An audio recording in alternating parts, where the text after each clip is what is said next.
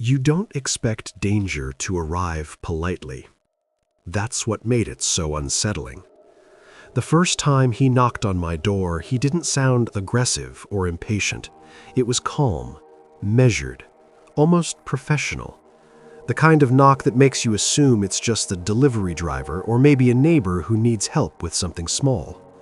At the time, I was living alone in a rental house just outside the city limits. It sat at the very end of a short dead-end road with only a handful of other houses nearby. During the day, the neighborhood felt quiet and safe, but at night, it felt like the rest of the world had simply disappeared. I worked remotely, which meant I was home most evenings. That Thursday night, around 8:40 p.m., I was sitting on the couch half watching a show while scrolling on my phone when I heard 4 firm knocks on the front door. I remember muting the TV and listening carefully, unsure if I had imagined it. Then there were 2 more knocks. I got up and walked toward the door. There was a small peephole at eye level, and when I looked through it, I saw a man standing on my porch holding a medium-sized cardboard box. He looked completely normal, mid-30s maybe, dark jacket, baseball cap, neutral expression. Nothing about him immediately set off alarm bells. I opened the door but left the security chain locked. He immediately told me he had a delivery that required a signature. He held up a small handheld scanner and read a name from the screen. It wasn't my name.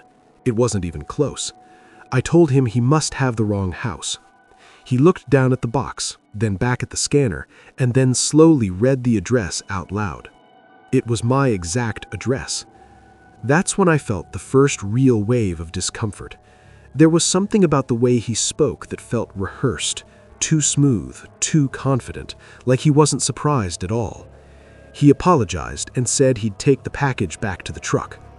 But when he walked down my driveway and turned the corner at the end of the street, there was no truck, no van, no car, nothing. He simply disappeared into the darkness. I locked the door and told myself it was probably just some independent courier or a mistake from a small delivery company. It felt strange, but not terrifying. Not yet. The next night, at almost the exact same time, there were 3 knocks. This time, I didn't open the door. I went straight to the peephole. It was the same man, same jacket, same box, same blank expression. I spoke through the door and told him he had already come by and that no one by that name lived there. There was a long pause.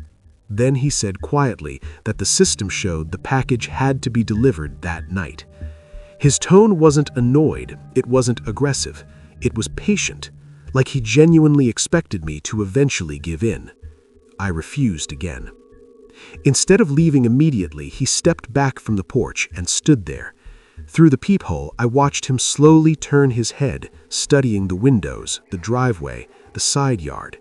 It didn't feel like he was confused. It felt like he was memorizing everything. After about 20 seconds, he finally walked away. Again, there was no vehicle. That's when the situation stopped feeling like a coincidence. On the 3rd night, he didn't come. I remember feeling relieved at first, then uneasy, because I realized he might have already gotten what he needed: information. On the 4th night, I was in the kitchen washing dishes around 9 p.m. when I heard knocking again, but this time it wasn't at the front door. It was coming from the side of the house near the dining room window. 4 dull knocks, slow, heavy.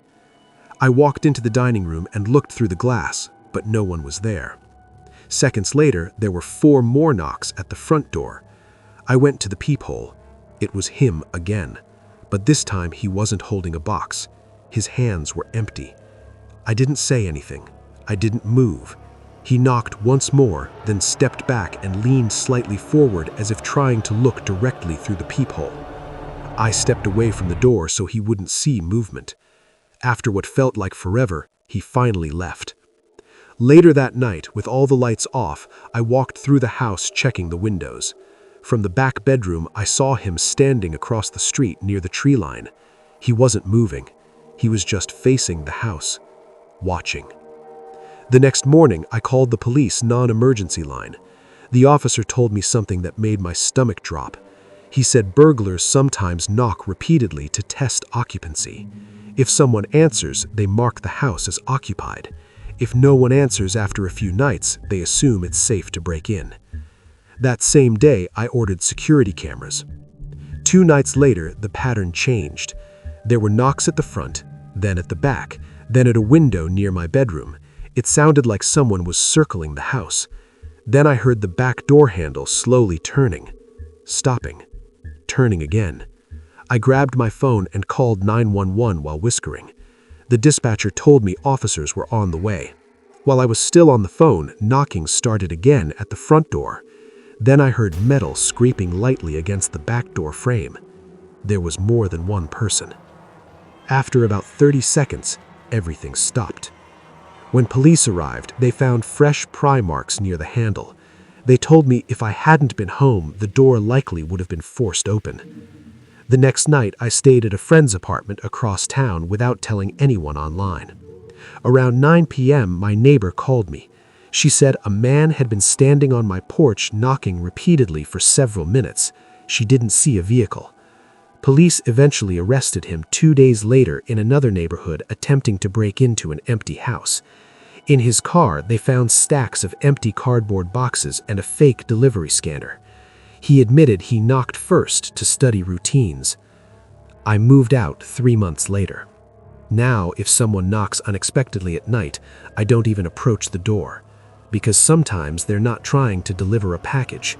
They're trying to deliver themselves into your life. And sometimes into your house.